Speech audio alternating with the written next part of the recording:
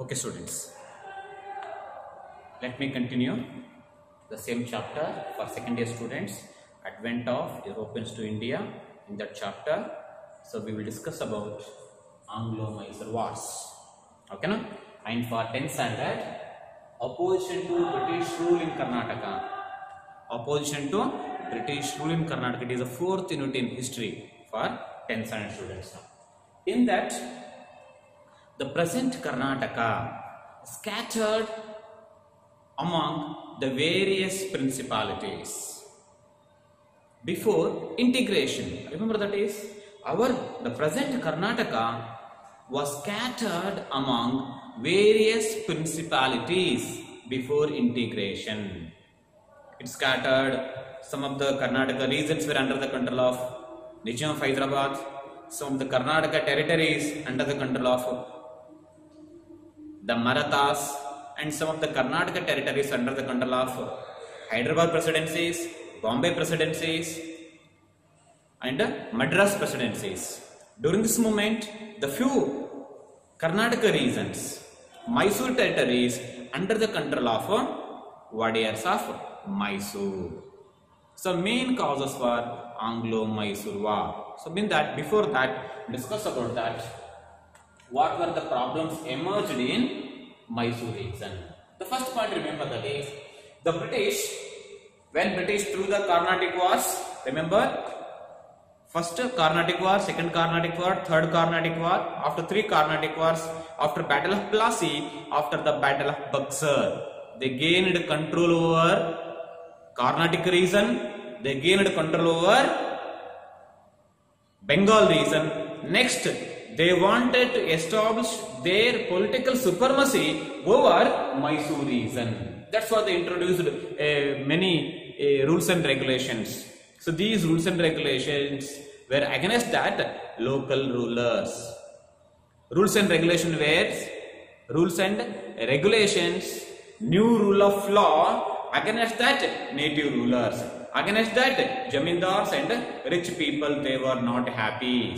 That's what insecurities increased across Karnataka. The peoples faced a lot of problems. British exploited, main point here, the British exploited the people. How they exploited? British exploited the people in agriculture and trade. What is agriculture? Agriculture means they implemented new rule of law. They introduced new rules and regulations. New revenue policies were introduced by the British. That's what the British exploited the Indian people, exploited the Mysore people in agriculture, because they forced our farmers to grow indigo plants. They forced our farmers to grow commercial crops. They imposed heavy tax on our crops. There was no benefits. They did not introduce any relief measures to our farmers when farmers were suffered from that famine or drought. Famine or drought. Another side, there was a flood. During the time of floods, during the time of drought, British did not implement any relief measures to farmers. That's what British exploited the people in agriculture. Our peoples were exploited by the Britishers in agriculture sector and trade. So due to that industrial revolution, remember that is due to industrial revolution, Indian cottage and small scale industries collapsed. Craftsmen, artisans became unemployed. So unemployment increased in the country. That's what people were not happy. One point, British exploited the people in agriculture and trade. That is one of the reasons. Next one, why they exploited people in agriculture and trade? Why British exploited our peoples in agriculture and trade? Because in order to protect their political interest, British planned to protect their political interest, to get more benefit, to loot Indian wealth. So they exploited the people in agriculture and trade. Because of that, in order to protect their political interest, so all the Indians should be under the control of British. That was their plan. That was their political interest. That's what they exploited the people in agriculture and trade. Next come to that, the local kings suffered insecurities. Local kings suffered insecurities because local kings, they had no rights to compromise with others. So that's what.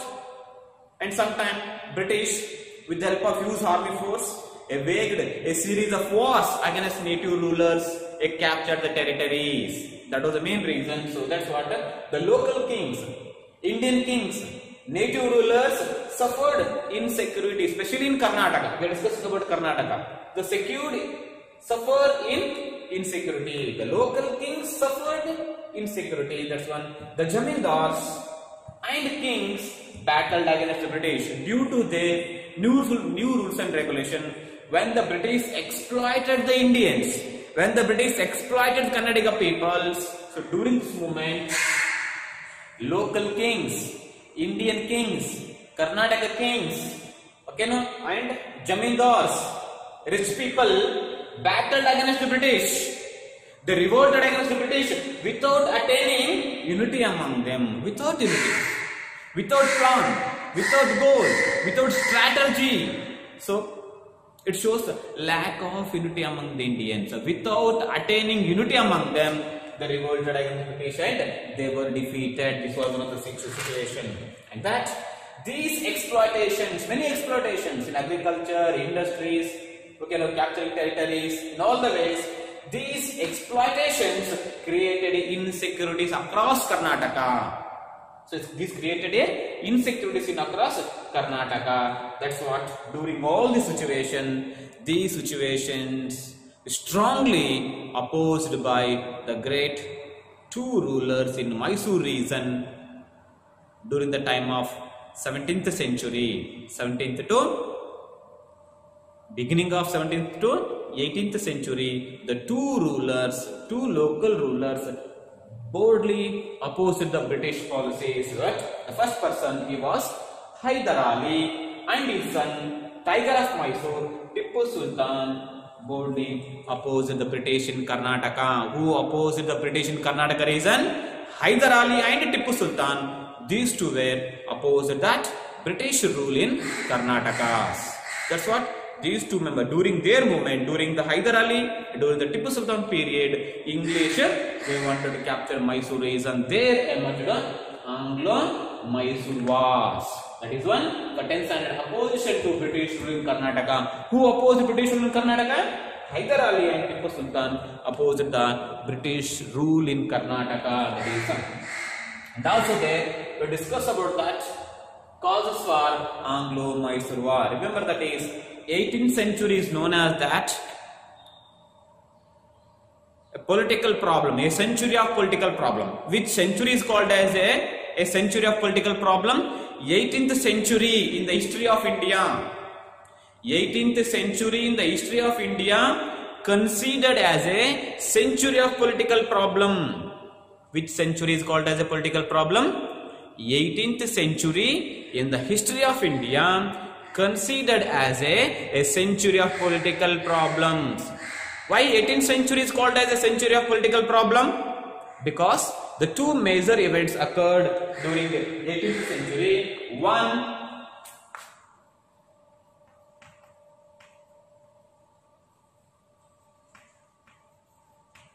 a death of Aurangzeb. Aurangzeb was died in 1710.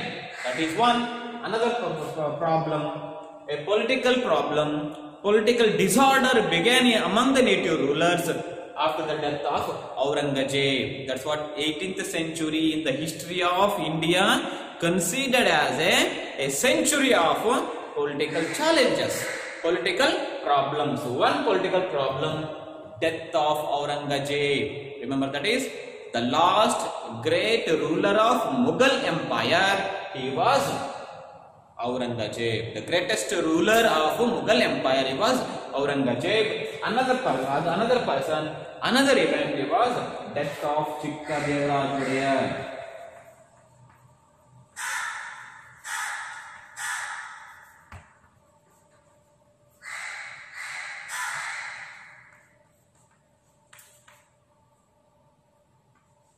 Yes.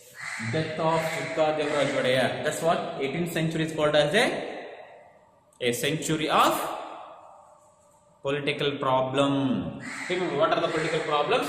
Aurangzeb, once again explain that the last great ruler of Mughal Empire, he was Aurangzeb. When the Aurangzeb was died in the year 1710, it means 1710 AD, this weakened that Mughal Empire. When the Mughal Empire was weakened, so a number of small petty kingdoms became independent. A number of rulers became independent because all these rulers were under the control of, they were subordinates of Aurangzeb. They were under the control of Mughal Empire. When Aurangzeb was died, all that number of countries in, number of kingdoms, number of empires in North India and South India, they became independent. There emerged a political problem. There was a challenge of the political problem. The political challenges, the political problems emerged in political challenges, the political problems emerged in India after the death of Aurangzeb.